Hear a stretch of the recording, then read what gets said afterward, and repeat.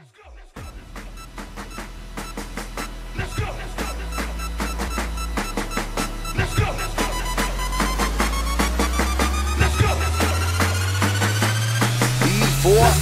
another minute just to give everybody a movie never seen a hit with another. Let me get up everybody that be moving with when your marks are you ready? Let's go. Wow. Okay, here we go again. You see the wind blowing and I'm like I'm mangling the wind and I be mangling the beat. They call me Dracula.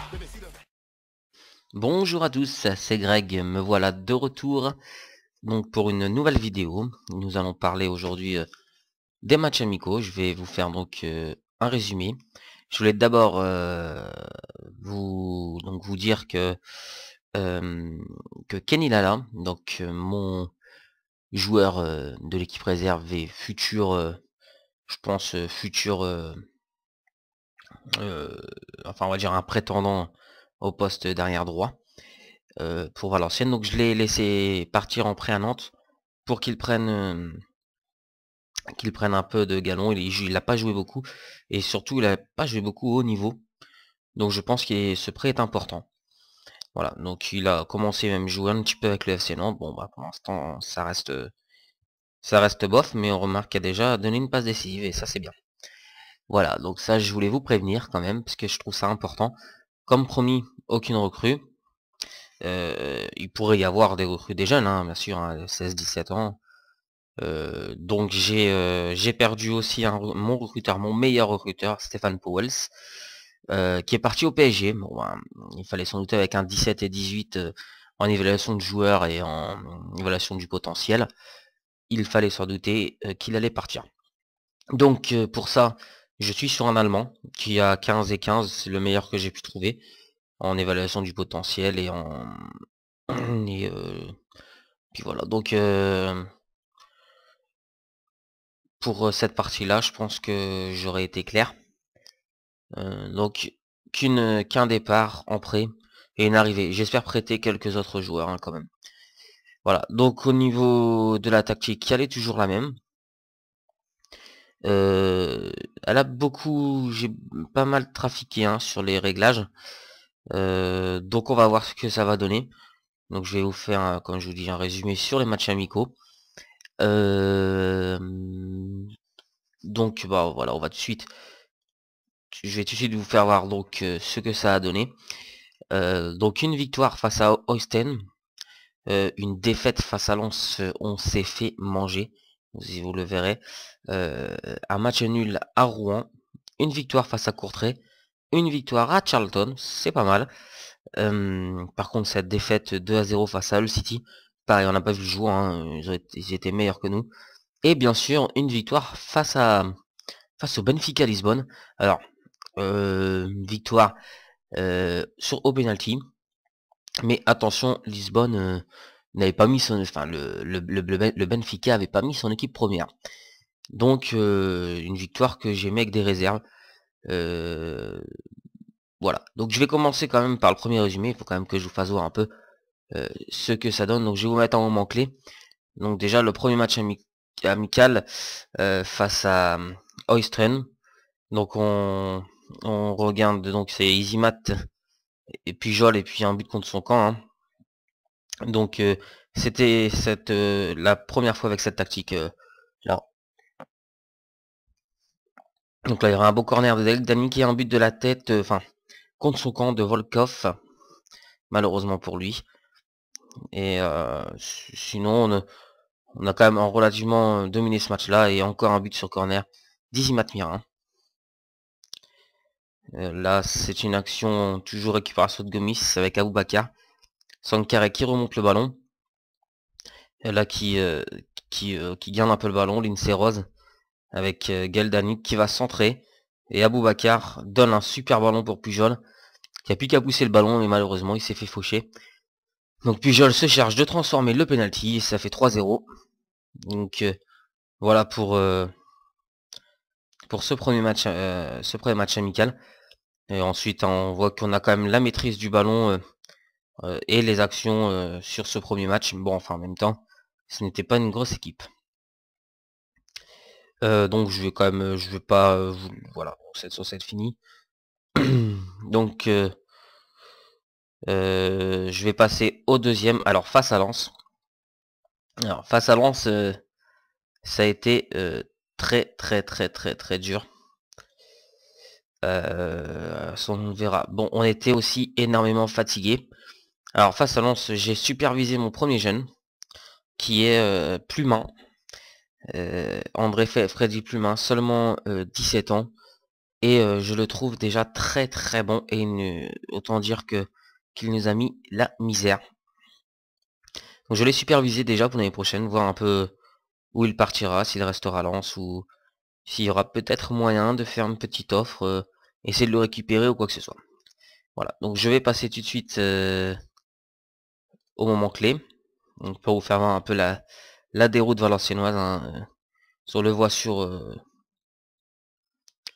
les zones d'action et en même temps sur les zones d'action seulement 9 occasions pour moi à la maison et 16 occasions pour Lens. C'est énorme. Donc là voilà, regardez, on voit déjà Plumin qui s'est promené face à Loris Neri. Là ici Loris Neri est obligé de faire faute. Donc là il va se faire sermonner par l'arbitre. Et le coup franc va être tiré par le Moigne, qui frappe sur la barre et dégagement de Younes Sankharé. Donc j'ai fait aussi tourner mon effectif, hein, bien sûr. Et eux aussi d'ailleurs, ils n'avaient pas leur équipe première.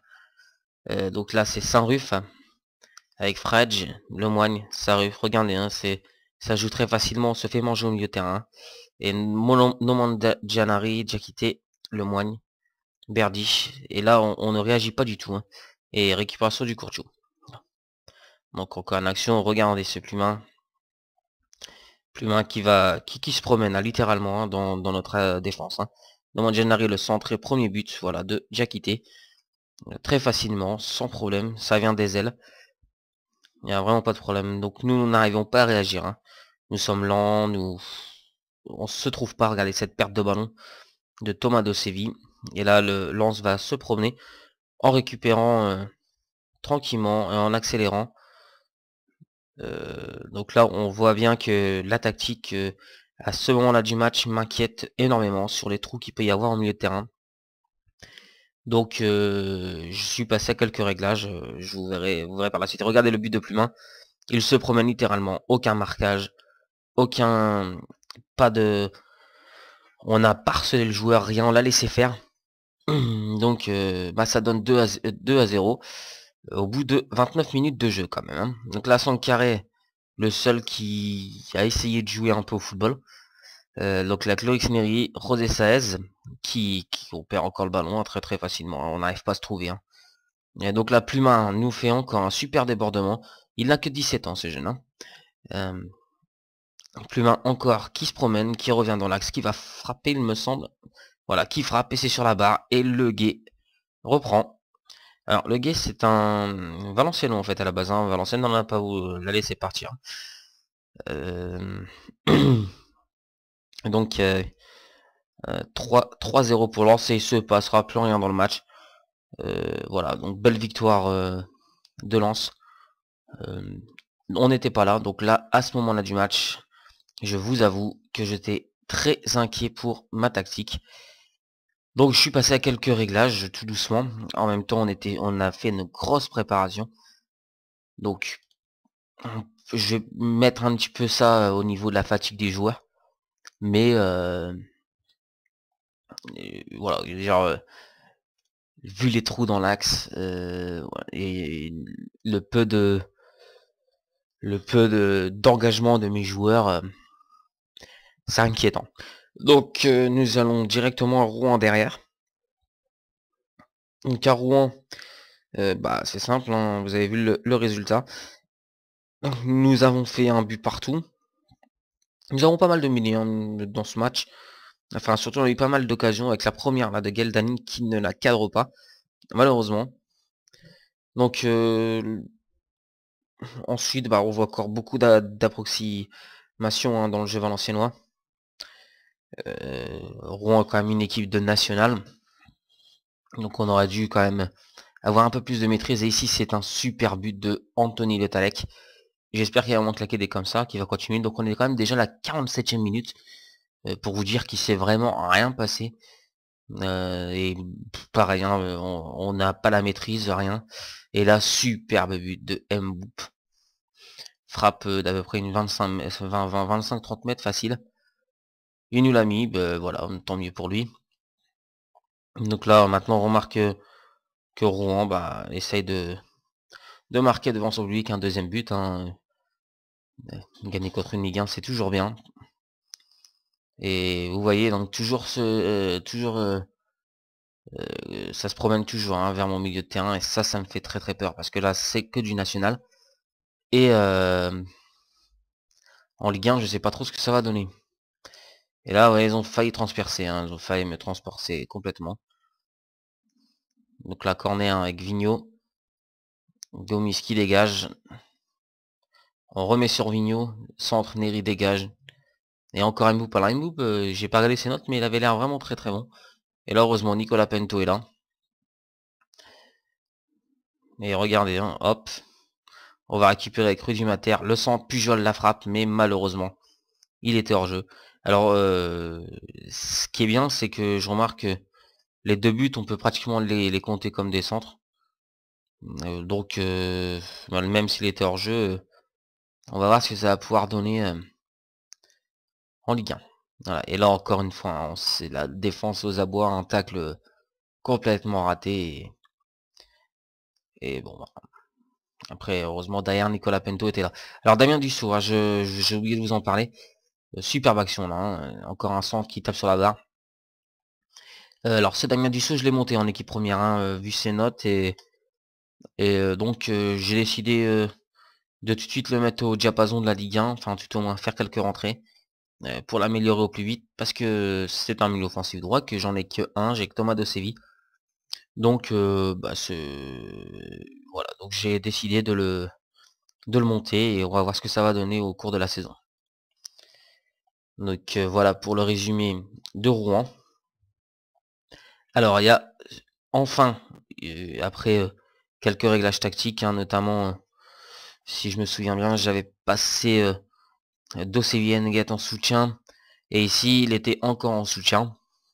Et pareil, j'avais demandé à Le Talec de venir aussi en soutien parce que essayer de combler ce trou qui est là.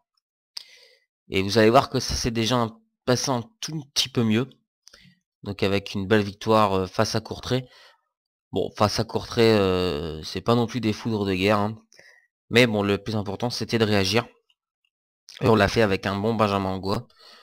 Donc je vais vous faire voir les buts. Sur celui-là, il n'y a rien de bien spécial à voir. Alors, bougez pas, voilà, ça vient. Donc là, Mater qui va donner à Damien Dussault. Melikson, Mater, et regardez Damien Dussault, le centre est magnifique. Aboubacar la touche et Danick la reprend.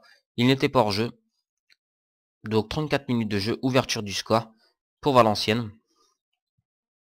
Donc la Pujol, Nguet avec Sankaré, Dosevi, Camara. Et regardez, encore un centre. Enfin là, il va être ici le centre là. Le centre et la reprise de volée de Younes Sankaré. Younes Sankaré qui gagne de plus en plus de points pour sa place de titulaire. Camara, Nguet qui met à Sankaré qui distribue sur Loris Neri. Pujol qui donne à Sankaré, Camara, Dosevi et la frappe de Thomas Dosevi tranquillement sur le petit côté. Donc voilà comment j'ai construit cette victoire. Donc on voit ça a été beaucoup mieux dans la maîtrise du ballon. Tant mieux. Rassurant. Donc je vais passer face à Charlton. Avec donc pareil, hein, je vais vous faire voir les buts. Parce que sinon il s'est pas passé vraiment grand chose.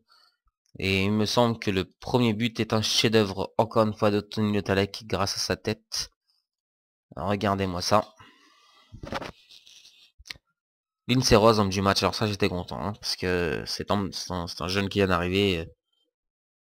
Et puis surtout une très belle note de Maor Melikson qui distribue bien les ballons. Donc voilà, donc Rose avec du Courtiou Melikson. Aboubacar qui donne à Danick. Et regardez cette passe, c'est le but de Le Tallec. Magnifique de la tête, en pivot, comme ça. C'est comme ça que j'aime voir le football. Belle vision de Dani, qui est superbe tête de Le Tallec. Ici, Sanchez va donner à Melixon qui donne à Lindsay Rose, 2-0. On était sur un coup franc, Lindsay Rose était monté. Melixon donne un super ballon, tant mieux. Donc là, nous avons Jackson, le centre. Et là, encore ma défense hein, qui est pas là, quoi. Hein, qui est pas là. Trop passive. Donc j'ai réglé ça. Enfin, j'ai réglé en partie ça. Je les ai montés un peu plus haut pour essayer d'être plus vite sur le ballon. Et donc on va voir ce que ça va donner. Et là, Dussour, regardez quelle accélération et quel centre pour Pujol. De la tête encore une fois. Pujol a aussi une belle note hein, de la tête. Et il est un peu complet, hein, Pujol. On peut jouer aussi en attaquant complet. Donc là, ma défense qui tient. Donc là, Sankaré, Djuric. Sankaré, super ballon pour Pujol. Qui malheureusement ne tire pas vraiment le gardien à la contre. Elle revient sur Younes Sankaré qui marque encore un but. Donc ça fait 4-1. Voilà pour ce résumé. Alors à chaque fois je me trompe. Voilà. Et donc ensuite la défaite de Hull City. Rien à dire, hein. Il s'est rien passé. À part ces 2 buts. Donc à ce moment-là, je me suis dit qu'il va falloir quand même que je fasse une variante pour cette tactique. Parce que si mes résultats sont sont défavorables, hein, pour moi, ils sont pas constants et ça va être embêtant si on veut essayer de faire quelque chose. Et donc nous pouvons très bien jouer comme nous pouvons vraiment tout rater. Donc et là ce match là en est la parfaite illustration. Regardez Brady, regardez l'erreur de Danick et Gedo n'a plus qu'à la mettre au fond des filets. Hein. Et le deuxième but sur corner, Brady, et là c'est gros cafouillage. Hein. Il donne le Tallec une erreur. Bon. Voilà, voilà les 2 buts que je me suis pris. Il n'y a pas grand chose à dire sur ce match qui s'est vraiment mal passé. Et donc ici, face au Sporting Lisbonne, pourquoi le Sporting Lisbonne pardon, face au Benfica Lisbonne. Angot encore homme du match. Hein. Donc encore un bon match de Younes Sankaré et Greg Pujol. Nicolas et Angois, nos 2 défenseurs centrales, ont fait un bon match et ça c'est tant mieux. Donc vous voyez, hein, il n'avait pas mis la grosse équipe. Hein. Enfin en tout cas je pense pas que ce soit la grosse équipe. En deuxième mi-temps, nous ont fait rentrer Pablo Aimar. Voilà, c'est tout ce que j'ai eu. Donc je vais vous faire voir les buts.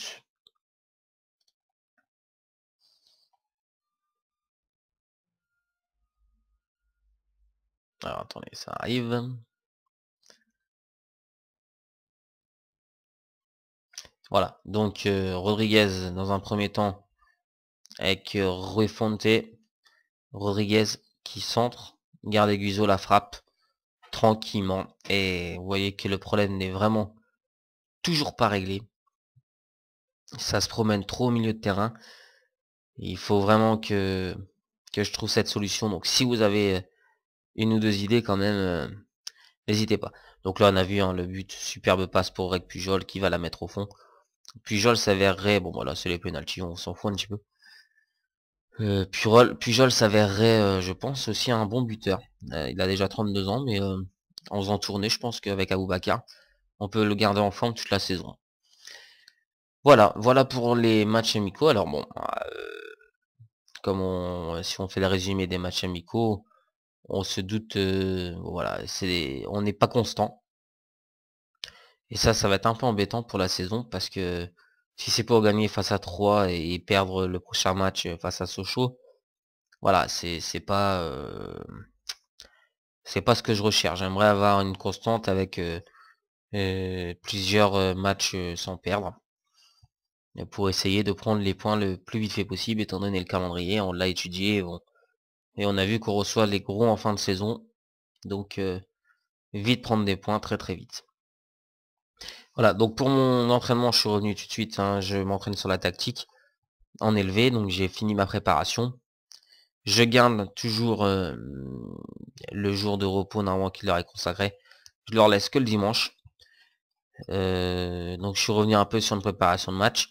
Donc j'ai étudié pour l'instant, j'estime que pour notre premier match de championnat Saint-Etienne, on doit essayer de faire jeu égal et tout au moins il est possible de gagner face à Saint-Etienne. Face à Toulouse, j'ai décidé de travailler les placements défensifs. Normal, hein, Toulouse, chez eux, vont vouloir gagner. Ils ont une très très belle équipe, hein, Toulouse, dans le jeu.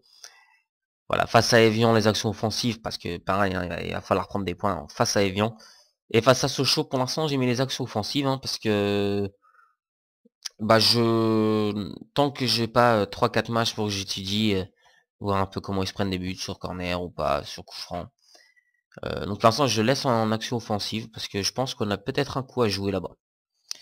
Voilà, donc voilà pour mon entraînement pour ce mois-ci. Donc je vais faire quelques matchs et je vous referai un résumé. Donc ça sera seulement ma deuxième vidéo, donc j'espère que ça va vous plaire. Donc n'hésitez pas à vous abonner, hein, ça fera plaisir. Et bah sinon on se retrouve, hein, très bientôt pour une autre vidéo. Donc sur la suite, je pense que je jouerai ouais, des 3-4 matchs. On verra peut-être le mois d'août. Pardon, le mois de septembre. Ouais, je pense que je jouerai jusqu'à... On verra bien, mais je pense que je jouerai face à Evian, même voir Sochaux. Comme ça, les 4 premiers matchs que je présentais au niveau de l'entraînement, ça sera fait. Ouais, je pense que je vais faire ça. Voilà. Donc n'hésitez pas à vous abonner, laissez-moi un petit pouce vert, ça fera toujours plaisir. En tout cas, ça me fera même énormément plaisir, hein, histoire que je fasse pas ça tout seul. Et laissez-moi vos commentaires aussi pour que je puisse apprendre, hein, toujours au niveau tactique. Parce que vous avez sans doute vu, hein, ce qui se passe avec cette tactique-là, c'est que le milieu de terrain est déserté. Mais je trouve qu'elle a du potentiel, cette tactique. Par moment, nous arrivons à marquer pas mal de buts. Et bon, bah, on s'en prend un peu plus pour l'instant, mais je suis persuadé qu'on peut régler ça. Voilà. Je vous souhaite à tous une bonne journée. Et j'espère vous revoir très bientôt et se revoir très bientôt sur une autre vidéo. Merci beaucoup. Au revoir.